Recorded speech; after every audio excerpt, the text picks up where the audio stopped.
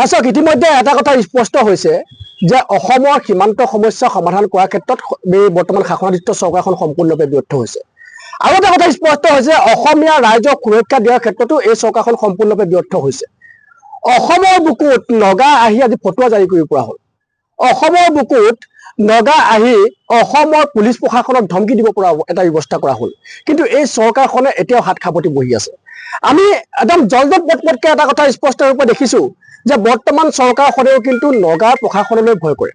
আৰু সেই কাৰণে হয়তো মন্ত্ৰী বিধায়কে গছ পুলি ৰোপণ কৰিবলৈ গৈ আচলতে তেওঁলোকে ব্যৰ্থ হৈ তাৰ পৰা ঘূৰি আহিব লগা এটা পৰিৱেশৰ সৃষ্টি হৈছে গতিকে ইমান এটা ডাঙৰ সমস্যা হৈ থকা পাছতো এই চৰকাৰখনে কোনো ধৰণৰ আচলতে ব্যৱস্থা গ্ৰহণ কৰিব নোৱাৰা বিষয়টোৱে এই চৰকাৰখন কিমান পৰ্যায়ত আচলতে ব্যৰ্থ সেই কথাটো স্পষ্ট হৈ পৰিছে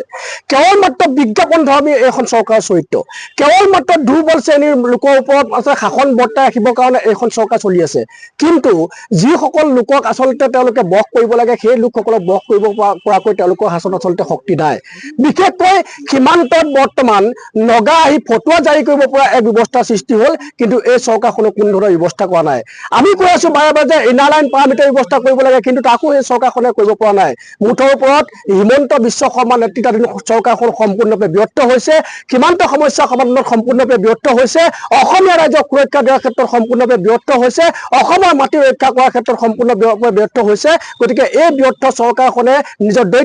নৈতিক দায়িত্ব স্বীকাৰ কৰক আৰু অনতি বিলম্বে এই যিবোৰ সীমান্ত সমস্যা আছে এই সমস্যাবিলাক সমাধান কৰাত গুৰুত্ব কৰক অন্যথা কিন্তু অনুসূচিত জাতি ছাত্ৰ সন্থাৰ সমগ্ৰ অসমবাসী ৰাইজৰ লগতে ইয়াৰ বিৰুদ্ধে প্ৰবল আন্দোলন গঢ়ি তুলিম এই কথাটো কিন্তু স্পষ্ট সীমান্তৱৰ্তী এলেকাসমূহত বিশেষকৈ নগা আৰু অৰুণাচলে আচলতে যি ধৰণৰ সন্ত্ৰাসৰ সৃষ্টি কৰি আহিছে তেনেকুৱা এটা সময়তে মেৰাপানীত যি ধৰণৰ আচলতে নগাই আমাৰ অসমীয়া মানুহখিনিৰ ক্ষেত্ৰত আচলতে নিষেধাজ্ঞা আৰোপ কৰিছে এয়া সঁচাকৈ দুৰ্ভাগ্যজনক এই ক্ষেত্ৰত আচলতে চৰকাৰখন সাংঘাতিক ৰূপে ব্যৰ্থ হৈছে কিয়নো প্ৰত্যেকটো সময়তে আমি কৈছো যে আমাক ইনাৰ লাইন পাৰ্মিটৰ ব্যৱস্থা কৰক আমি যেতিয়া অৰুণাচললৈ যাওঁ তেতিয়া আমি টেক্স দি সোমাব লাগে তেতিয়া আমি নাগালেণ্ড বৰ্ডাৰলৈ যাওঁ তাতো আমি টেক্স দি সোমাব